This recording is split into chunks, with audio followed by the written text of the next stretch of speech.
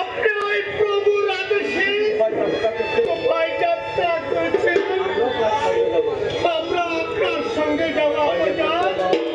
হে পুত্রগণ, আমার যদি একটু ভাই গিয়ে মরণ হয়, কে তোমাদেরকে উদ্ধার করিবে বাবা? আপনি যদি ওই প্রভুর জন্য জীবন দিতে পারুন, আমরাও দেবো আপনার সঙ্গে। আপা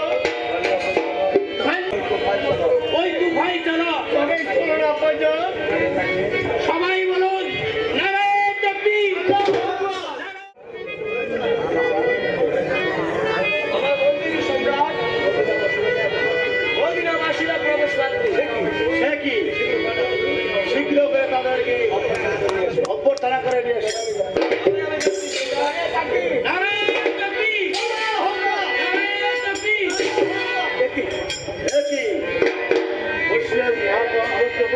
আমার প্রভু কই? আমি প্রভুর জন্য উন্মত্ত হয়েছি। তিনি আসেননি, পরে আসবেন। বেশ, তিনি যদি আসেননি, আপনাকে আমি প্রভু জ্ঞান করে এই রাজ্য আপনাকে দান করব।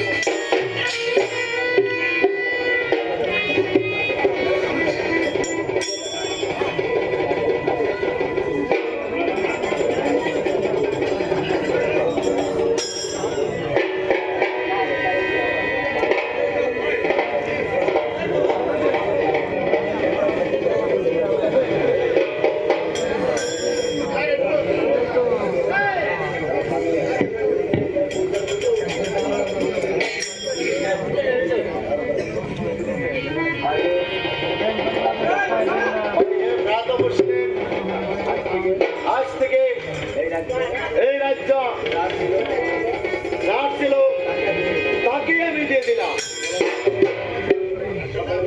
সকলে বলো জয় হযরত হোসেনে, জয় হযরত হোসেনে, জয় মুসলিমে, জয় মুসলিমে।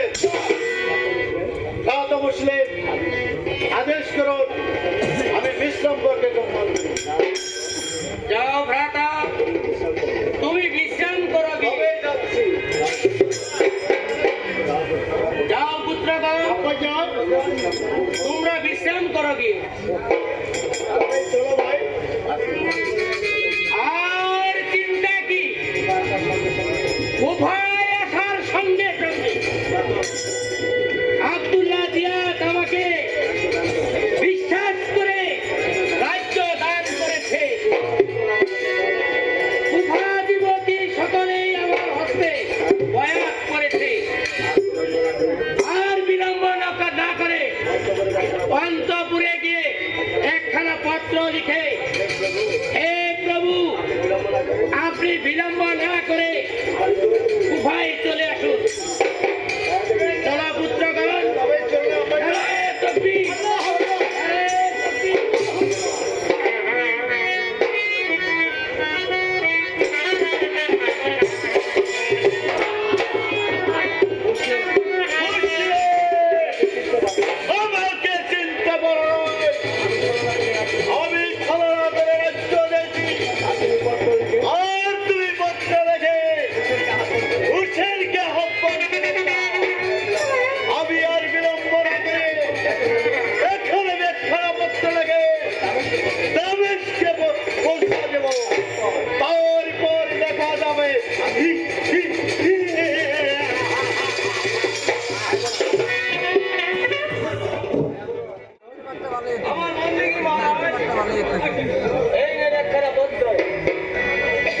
তুমি বিশ্রাম কক্ষে চলে যাও। মন্ত্রী মারওয়ান পত্র পাঠিয়েছে কুফাউদ্দিন আব্দুল্লাহ জিয়াদ। পত্রে কি লিখেছে পত্র খারাপ পাঠ করে আমাকে শোনানো হোক।